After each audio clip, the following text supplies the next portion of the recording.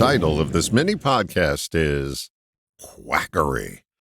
I was watching the French Open Tennis Championship yesterday, and one of the announcers was commenting on one of the players, Novak Djokovic.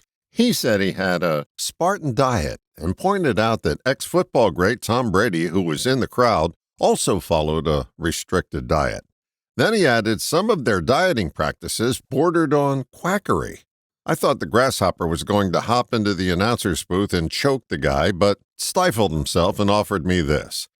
If something's working for you, it's not quackery. At one time, chiropractic was deemed quackery, mainly by the medical community, until people started getting results that their medical doctors couldn't provide. Back in the 80s, I worked with a woman who stuttered.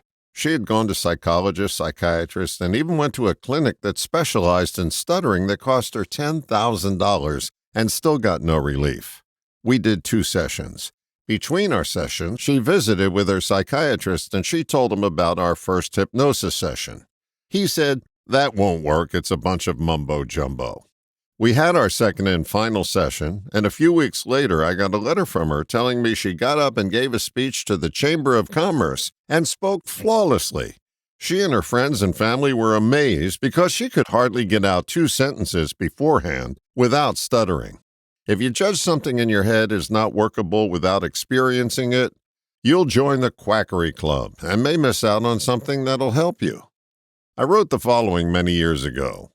Some people abuse their power of discretion, and it becomes a weapon that causes self-inflicted wounds.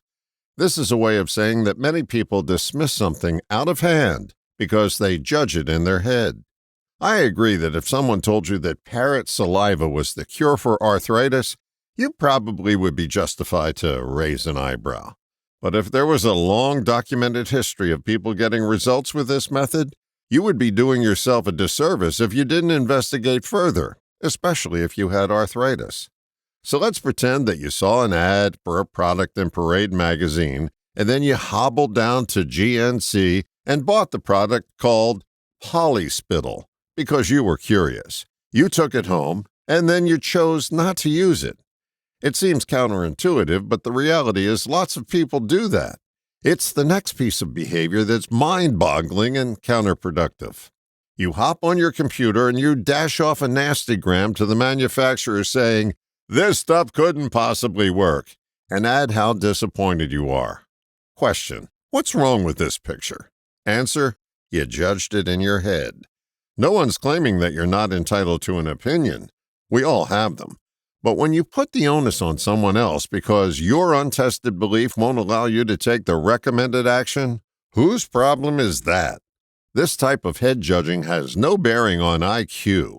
You could be Mensa material or dumber than a stump and still be guilty of this practice. So, to sum up, don't speak up about something you have no experience with and know nothing about. You may even want to try it out. As for quackery, an appropriate usage of it is in the answer to this question. Why do ducks fly upside down? So they don't quack up. All the best, John.